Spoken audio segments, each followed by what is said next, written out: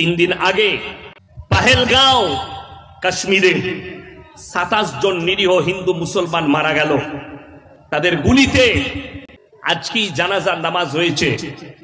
নদিয়ার 73 একজন সেনা বীর সৈনিক গুলির লড়াইয়ে জীবন দিয়েছে। আমি দোয়া করেছি, আল্লাহ তুমি একে জান্নাতবাসী করো, আল্লাহ শহীদের মর্তবা দাও। আমি মোবাইলে দেখলাম তেনার স্ত্রী কফিনটা ধরে কাঁদছেন। আমি মনে মনে ভাবলাম, আল্লাহ তুমি ইনার স্ত্রীকে সবরে জমিল দান করো, যে মারা গেছে সে আর ফিরবে না, এর পরিবার।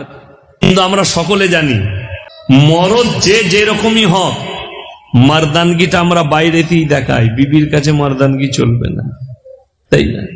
আমি ইয়াসিন জলসা করতে এসেছি, আমি বলবো এই চা নিয়ে এসো, হুজুর আনছি।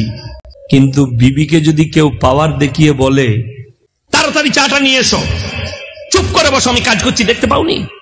কি বলছেন, বুঝতে পেরেছেন না পারেননি?